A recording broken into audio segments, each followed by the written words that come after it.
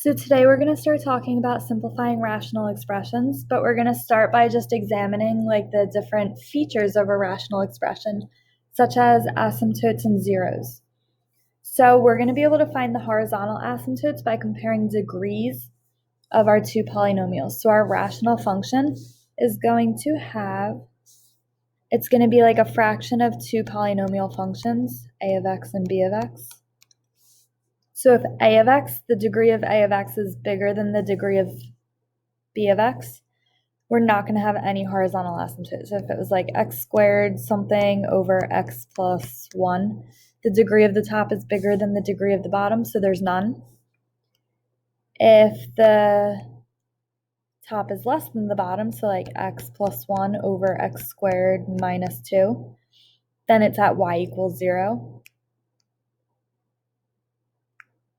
And if they're equal degree, so 2x squared plus 3 over 3x squared minus 1, it's the ratio of the leading coefficients, so it would be 2 over 3. Our vertical asymptotes are when we set the bottom equal to 0. So we're going to factor it out. It's usually going to be a quadratic, and then set each set of parentheses equal to 0 and find them.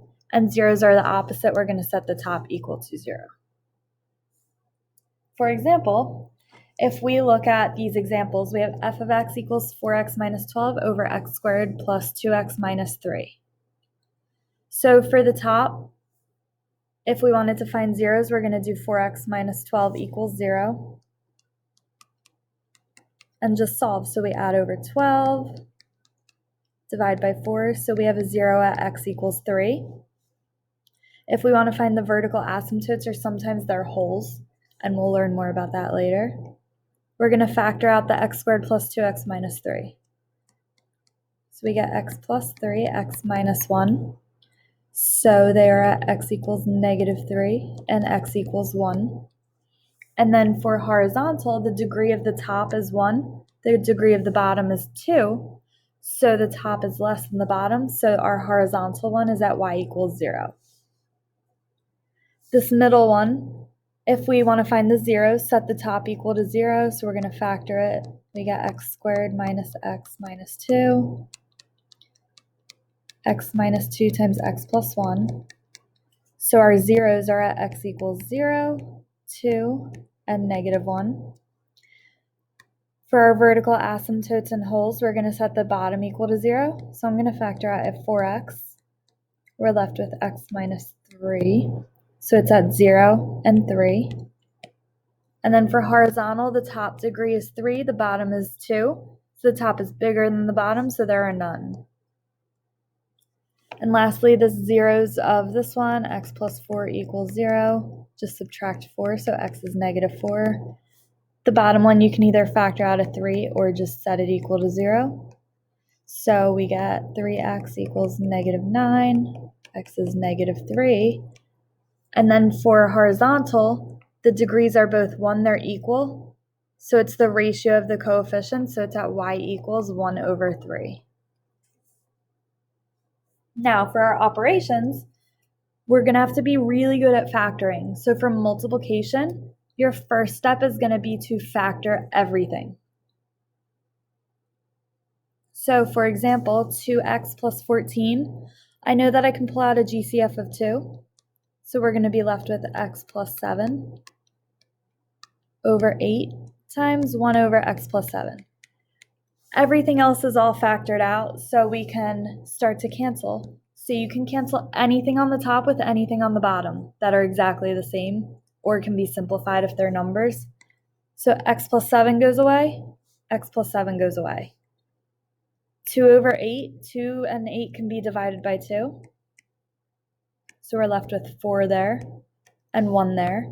So all we're left with here is 1/4. So I mean, that was an easy example because we didn't have to factor any quadratics or anything, but sometimes we might have to. But the point is you just factor everything and then cancel. Division is very similar to multiplication, except if you guys remember when dividing fractions, you do something called keep, change, flip, or keep, change, rearrange. So we're going to do that. So we keep the first one, so 2x cubed plus 8x squared. over 5x. Keep that. Change the middle sign to multiplication and flip your second fraction. So 5x over x squared minus 5x minus 36. Once you guys do this, it looks like a multiplication problem. So we're going to factor and see what we can cancel out. So up top, the top left, I know I can take out a GCF of 2x squared. So we're left with x plus 4. 5x is just going to stay 5x. And then we want two numbers that multiply to 36 and subtract to 5. It's going to be 9 and 4. So we get x minus 9, x plus 4. And then we can go through and see what we can cancel. So I know the x plus 4's cancel, the 5x's cancel, and nothing else. So we are left with 2x squared over x minus 9. So once you do your keep, change, flip, it's the same as multiplication. Now, complex fractions look difficult, but it's the same thing as a big division problem. So it's like this whole fraction is being divided by this whole fraction. So I'm just going to rewrite it as a division problem. So we have 5 over x squared divided by x squared over x minus 4. And then now it looks like the one we just did, so we're going to do keep, change, flip. So we keep the first one and then switch it to multiplication and flip our second fraction. And this one's actually tricky because nothing can be factored and nothing can be canceled out. So if you forget to flip, you might cancel those out. But all we're left with is just 5 times x minus 4 over x squared because we do multiply, or x to the fourth, because we do multiply what's left. Now it starts to get more difficult when we have addition and subtraction because we need common denominators. So your first step would be to factor your denominators if they're not factored already to see if they have anything in common. But we need both to have x minus 1 and 3x plus 4. So I'm going to multiply this fraction by x minus 1 and this one by 3x plus 4.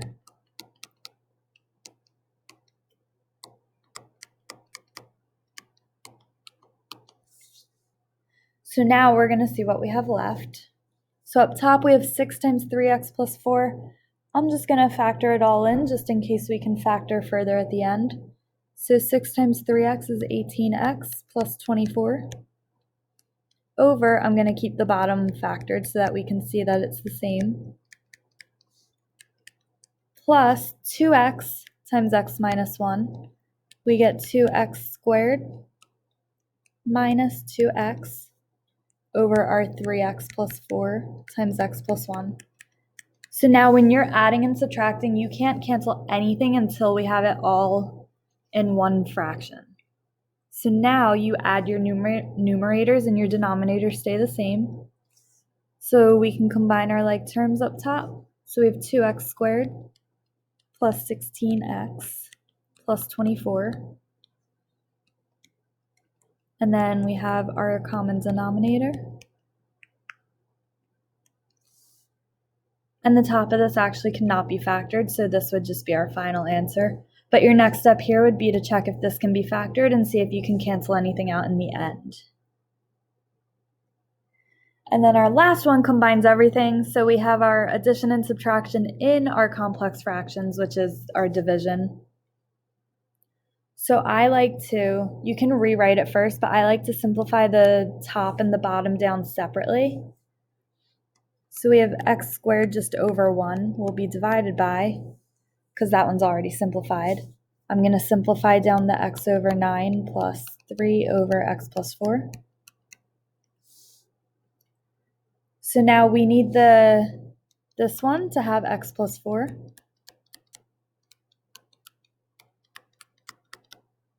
And this one over here to have 9. So we're left with, if we just distribute in our x, we have x squared plus 4x over Since it's not two binomials, I'm going to multiply the 9 in for now. We get 9x plus 36 plus 3 times 9 is 27 over 9x plus 36. And now that we have those common denominators, we can add the tops. So we have x squared plus 4x plus 27 over our 9 times x plus 4, or the 9x plus 36. So I'm going to rewrite that up here. So we have x squared over 1 divided by x squared plus 4x plus 27 over, actually, yeah, I'm going to keep it 9x plus 36. So now it's just a regular division problem. We're going to keep change flip. So x squared over 1 times 9x plus 36 over x squared plus 4x plus 27. So you're going to see if you can factor anything. In this case, you can't factor this. So I'm just going to multiply x squared by both of these. So we're left with 9x cubed plus 36x squared over x squared plus 4x plus 27. Now the bottom couldn't be factored, but if you guys left the top as 9x squared times x plus 4, that's perfectly fine as well. Either one. But we just simplify the top and bottom separately and then put it together for our big division problem. So we're going to practice these a lot in class, but come to class with any questions you have.